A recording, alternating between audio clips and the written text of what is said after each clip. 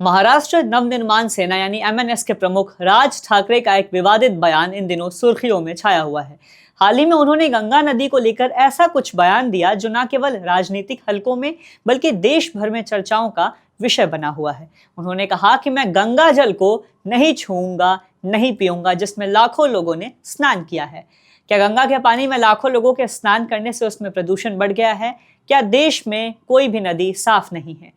नमस्कार, आप देख रहे हैं द हिंदी टॉप। खबर में आगे बढ़ने से पहले आप द हिंदी टॉप को सब्सक्राइब करके बेल आइकन दबाना ना भूलें ताकि आप तक पहुंचे हर खबर सबसे पहले। महाराष्ट्र के सार्वजनिक मंच पर राज ठाकरे ने कह दिया कि मैं उस गंगा के पानी को नहीं पीऊंगा, नहीं छूऊंगा जिसमें करोड़ों लोगों ने स्नान किया है।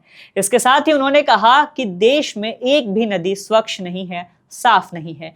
ये सब सरकार की नाकामी का नतीजा है।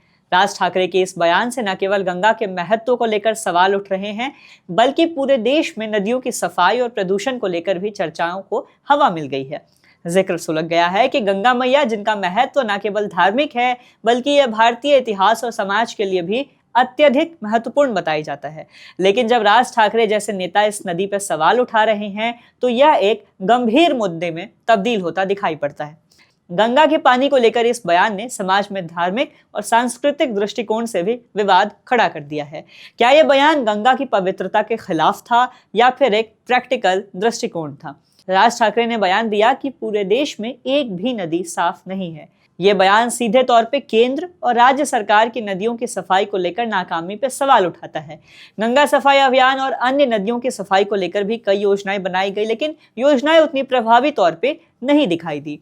अब यहाँ सवाल उठता है कि गंगा और अन्य नदियों की सफाई के लिए सरकार ने कौन से कदम उठाए हैं, वो कितने प्रभावी रहे हैं। गंगा की सफाई के लिए शुरू किए गए नमामि गंगे प्रोजेक्ट को लेकर लोगों की प्रतिक्रिया क्या रही है? क्या यह अभियान पूरी क्षमता के साथ काम कर रहा है या फिर इसमें दिखावा है, मिलावट है? राज ठाकरे का यह बयान सिर्फ एक एनवायरमेंटल नजरिए से नहीं बल्कि राजनीतिक हिस्से के तौर पे भी देखा जा रहा है।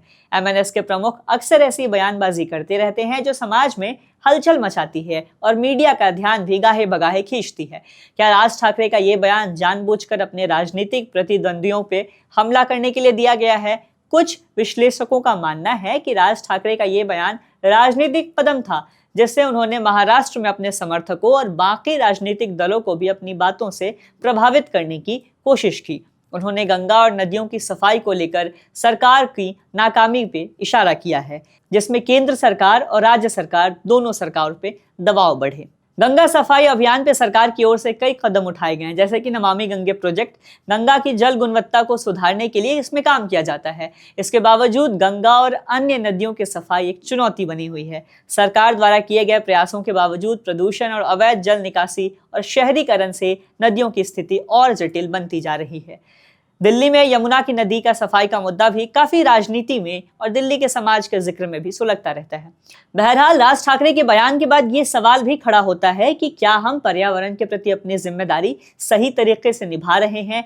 सिर्फ गंगा ही नहीं, पानी के अलग अलग और भी स्रोत क्या प्रदूषित नहीं है? क्या हमें गंगा की पवित्रता और उसके प्रदूषण के बीच संतुलन बनाए रखने की जरूरत नहीं है? यह मुद्दा केवल गंगा तक सीमित नहीं है। देश भर की नदियां, झीलें, तालाब और जल स्रोत प्रदूषण का शिकार हो चुके हैं और हमें इन्हें बचाने के लिए ठोस कदम उठाने होंगे। राज ठाकरे का गंगा की पानी को लेकर दिया गया बयान विवादित तो जरूर है मगर गंभीर और संवेदनशील भी है, जिस पर राज्य और देश की सरकार को सजगता से कदम उठाने की जरूरत है।